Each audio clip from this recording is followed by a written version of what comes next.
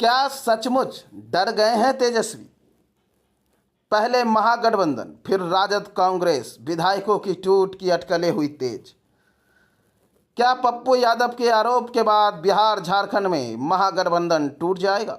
क्या महागठबंधन के टूटने की वजह से राजद और कांग्रेस के विधायक पाला बदल सकते हैं?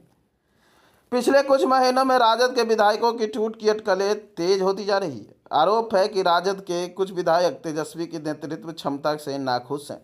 उन्हें लगता है कि अगर यही स्थिति रही तो अगला चुनाव नहीं जीत पाएंगे।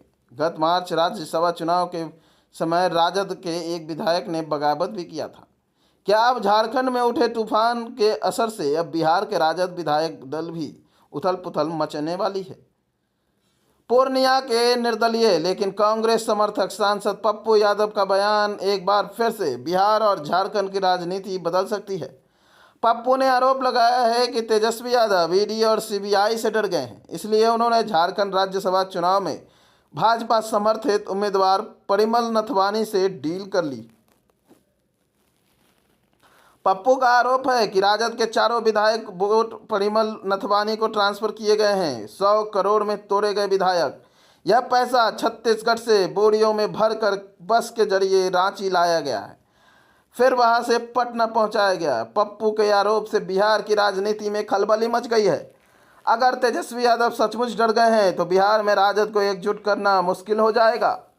पश्चिम बंगाल चुनाव के नतीजे के बाद अधिकतर गैर भाजपा दलों में राजनीतिक भय का माहौल है। ममता बनर्जी और तृणमूल कांग्रेस का महापतन राजनीति की दिशा में ही मोड़ चुकी है। भाजपा दलों के नेताओं में राजनीतिक भविष्य को अनिश्चित मानकर पार्टी छोड़ रहे हैं। ममता बनर्जी के महापतन से दो बातें स्पष्ट हो गई है कि पहला कि कोई राजनीतिक दल सिर्फ क्षेत्रीय पहचान के आधार पर जीत हासिल नहीं कर सकता। अब चुनाव का दायरा व्यापक हो गया है। युवा वर्ग अब सिर्फ क्षेत्रीय मुद्दों पर आकर्षित नहीं रहा है। देखने वाली बात होगी कि क्या बिहार झारखंड में पप्पू द्वारा लगाए गए आरोप से क्या महागठबंधन में भी दरार आ सकती है? क्या एक बार फिर से बिहार में आरजेडी कांग्रेस के बीच खींचतान तेज हो जाएगी?